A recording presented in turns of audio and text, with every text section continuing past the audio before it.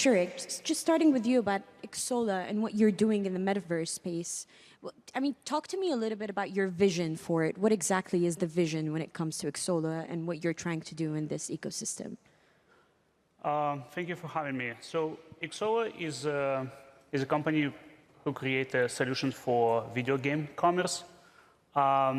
If you play in Fortnite or Roblox, you might find my company name on your credit card bill. I believe the metaverse it's a form of the future internet, and it's going to be built with video games technology on the front end and maybe blockchain technology on the back end. And it's not just the virtual environments. It's like in real life, we have spaces, stuff, and people. So in the virtual worlds, we already have that. But in the metaverse, we're going to have the virtual environment, virtual items, and characters. In other words, the future of the internet, what excites me the most is not the Web3, it's a Web 3D. And Jayesh, I think what ROSHN is doing in this space is quite exciting. You're incorporating property sales with the metaverse in Saudi Arabia. Talk to me a little bit about how that is working out. What are you envisioning here? So thanks for having me here today, Abeer. What we have built in ROSHN today essentially is a complete end-to-end sales platform that we have today, right? And to our surprise, we've seen people actually buy homes online. And this is a behavioral change. And that's a non-immersive experience. And today we're looking in adding the immersive experience because what we sell are homes that are off-plan. Visualizing them is very difficult. Today, all you see is 2D drawings. You see spaces that are 4 meters by 4 meters, but it's very hard to imagine for an end user. So bringing the metaverse onto that gives people a full immersive experience in terms of what the walkthroughs of the communities are going to be looking like from the outside and inside the homes as well. But incorporating that with the sales journey that we've kind of built will allow people not only to render the space, understand the space that they are going to be purchasing, but also to be able to customize them. You don't like certain furnishing, you want to kind of change the floor tiles, for an example. You have all of these options within the metaverse. And being able to check that out and finish your sales journey and actually be a property owner. So that's one of the first use cases that we are looking into, but we're also looking into mini apps within the metaverse, so bringing sporting events, football, tennis, and so on and so forth within the realm. And of course, we've got other use cases that are coming up to be able to do retail transactions and stuff like that, and also customer service within the realm of metaverse. Okay, and sticking with you, first of all, I want to know when this product would come to market and when you'll see yourself start to sell property based on people seeing it in the metaverse. So we hope to launch later this year the first MVP of the platform, and likely towards the end of the year or maybe early next year, we'll start transacting onto the platform. But nonetheless, our current digital platform already allows that to happen. So you can actually buy a ROSHN home completely end-to-end on the platform. And sure, coming back to you, and I guess, a follow-up to you as well, Jayesh, but when it comes to resources and investment and money allocation, does it feel like the metaverse has taken sort of a backseat to generative AI since ChatGPT came to market? In my opinion, yes, definitely. And the reason being is because of the popularity and the ease of use of generative AI. It's more consumer-driven. There's a lot more interest from the public. There's a lot more interest from the investors. You see a lot more startups being born that are focusing on generative AI. But nonetheless, the metaverse is still very dominant. It's going to be there from a long-term perspective, but from a short-term perspective, yes, generative AI is definitely taking the lead for now. Shurick. Imagine in the future you're working on this 3D websites, which is I call meta sites, and you can meet a non-player character. And because of the AI, those characters could be much more compelling when the, let's say, robot representative, what we today have over on the 800 number. So I believe in the future, brands going to have their brand representative, brand ambassadors in those virtual worlds, and AI is enabling that. And I believe that's going to be very compelling and deep connections, opportunity for the brands to connect with the audience. Okay, and before we get to our next question, I just want to bring the poll question to the audience now. And the question is, what would you use the metaverse for? And you have 3 options there: create an alter ego, try out extreme sports, or travel the world without moving. So I'll allow the audience some time to sort of answer that question before we bring the answers and get back to you guys. But moving on with this conversation, Shurick, sticking with you, about the widespread adoption of the metaverse. A lot of applications feel like meetings with avatars right now. I certainly tried, using a VR headset to do an exercise class. It didn't go very well, but. I mean, companies that are now trying to be innovative with gaming and entertainment, such as yours, and you mentioned Roblox in the beginning, they seem to be having trouble finding new ways to grow their platforms. So where do you think is growth going to come from? And what is the tipping point for really widespread use of this tech and wider participation in the metaverse? So today, metaverse companies, which is represented by Roblox and Fortnite, they actually, I call them virtual worlds, not the metaverse. The metaverse is the only one, it's like the internet. And the truly metaverse moment is going to happen when you can walk through the portal from the Roblox to the Fortnite, carry some of the items with you, and that's similar like a hyperlink, and it's going to be internet of the future. Yeah. Jayesh? So I think I go back in history, right? So if you look at, a movie back in 1985, Back to the Future 2, you started seeing characters wearing virtual reality glasses, right? And here we are today, and that was supposed to be 2015. Cars flying, everybody's on the VR glasses, but nonetheless, 9 years later, we are still here today. You see Oculus, you see MetaQuest, you see Apple Vision as a product. People are using it, right? But you also see the generations of teenagers between the age of 12 and 18 who are on Roblox, who are on Fortnite.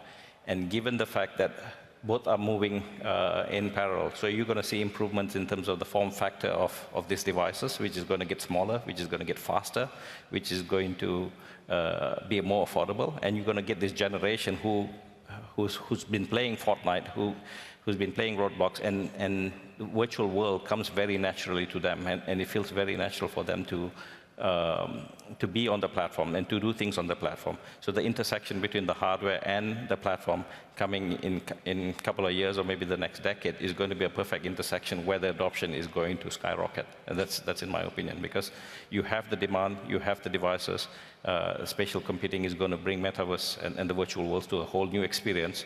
So you're going to get widespread adoption at the point of time. I want to add, VR headset is just a subset of the metaverse, maybe tiny subset of the metaverse. The future of the metaverse, it's a connections between virtual worlds and the physical worlds. So you can easily imagine you can use digital items in the physical worlds. Think about like a coupon codes, or some loyalty points. It could be in the form of the digital items. So you can, everywhere you go right now, you accepting the cookies. I can easily imagine in the future, every time you visit this websites or location in the physical world, you can accept the token of the appreciation for your attention in the form of the digital items, which is going to unlock some benefits later on.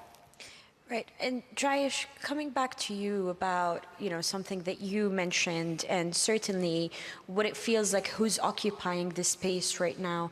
Your idea is, what ROSHN is doing with this space is quite, it's brand new. I certainly have never heard of, a company selling property, bringing in, what the property would be envisioned into the metaverse.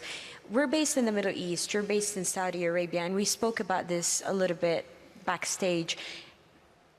When it comes to off-plan sales and incorporating the metaverse into this, into clients purchasing them, do you think the region is quite ready for this idea? Absolutely, and I think if you look at Saudi Arabia, penetration of mobile phone usage is almost close to 100%. Right? The median age of the general population is at the age of 25 to 30 years old. So the adoption of technology is very high, and people in nature are very visual. People like visual aids. People like things that are more appealing to their eyes. So I think yes, the region is definitely ready. Right. I just want to bring back the results for the poll question to see what the audience voted on. So create an alter ego got 13%, try out extreme sport 47%, travel the world without moving 40%. Jayesh, I think we need to add buy a property and see what the audience would vote on. But what do you make of these? What do you make of these results, Shurick? I'm interested in your thoughts. Well, I'm actually not surprised. Trying extreme sport or playing the action games, that's what video games for today. I think in the metaverse is going to be just much more engaging and connected. Right. Coming back to our conversation about some problems that we've seen in the space lately, such as harassment and disinformation.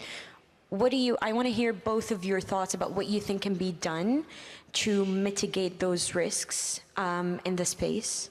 Shurick, starting with you, maybe?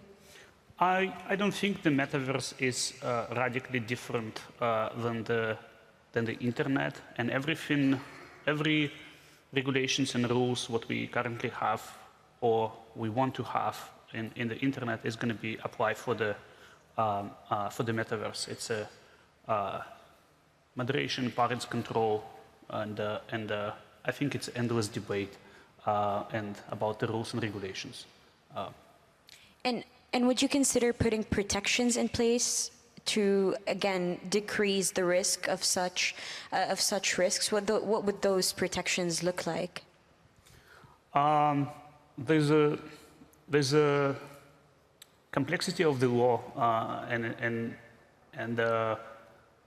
when you have a multinational business, and metaverse, I hope is going to be multinational projects similar to the internet.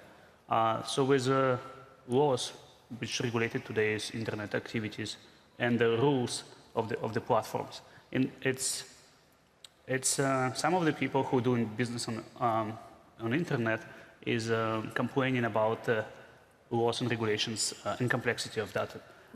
In the video games, what we learn is like, in addition to that, we also have the rules and terms and conditions of the platforms, on the mega platforms, which is updating very often, and it's not consistent from Europe and the US. And Apple rules is changing like, I think twice a week now, and we monitoring that, and it's very important for the businesses and very critical for the businesses to do that. Right. And Jayesh, when you started this idea in your company, did you look at those risks? Were there sort of, was there a strategy to sort of mitigate those risks from being applicable to your platform? I think because our systems, the ideology behind what we want to build is slightly more closed. It's more ring fence, so there's slightly more better control in terms of who's on the platform or what they can do. Right. So we don't have widespread bigger problems like what would you face on a general metaverse on the net. So I think that's slightly of an advantage to us that we can control in terms of what we do on a platform perspective. And because because we're introducing a very different concept. But the idea behind that is to really ignite and accelerate the sales on the platform, right? Rather than being the social element of it, which is will be probably slightly later once we bring the social element to that, and then that's probably we may need to learn from the industry in terms of what are the best practices to be applied before we enable those features. Right. One of the things we're finding with the heavy new technologies such as the one we're talking about right now, like generative AI as well, and crypto, is the impact they're expected to have on energy use. Is this something that you're considering? Is this something you're looking at? Is this something you're actively trying to tackle? Jayesh, maybe starting with you. Yeah, so for me, from a consumer end perspective, right, we work with the big technology providers out there. We work with the large hyperscalers out there who have the same agenda of providing green computing and providing energy efficient computing to customers like us, right? So working with the likes of Amazon, Google, and Microsoft as well. Who have their focus on providing really energy efficient. And of course, we look into hosting slightly closer to the region, so ensure that we can host it as close as within the country. And last but not least is also to ensure that the way we host our computing facilities are also based on schedule, based on containerization, where we can really eliminate waste on the cloud as well. So. Yeah, Shurick. I think all the technologies enabling the metaverse is already here. The scale and distribution of it, it's a critical for the metaverse success. The 5G technologies and graphical chips for the rendering photorealistic virtual worlds is not large enough to onboard the billions of users to the metaverse. But all the technology is here. The biggest challenge is going to be connectivity between the businesses and come up with the standards. How two businesses going to work together to become this new internet standards and carrying the items from one virtual world to another virtual world and many others challenges. And I guess one more bonus question for the both of you, again, about regulation. We've seen a lot of, what's been happening around regulating the AI space. Do you think there should be more or less, or, current regulations on the metaverse space? Are they sufficient? What do you think, Shurick? I believe regulation for the internet, it's very much applied for the regulation on the metaverse. Okay. Absolutely, and I think I concur on that it is required. We need to have proper regulations because you're looking at a generation that's going to come onto the platform, and you're going to have the same dilemma that you have today with the social networks. You're going to have problems in the metaverse as well. So. All right. Well, thank you both for your time. Thank you. And thank you for the audience for answering the question. I really did enjoy this conversation about a space that I'm learning more about, but we're right on time. Thank you, gentlemen. Thank you. Thank you. Thank you.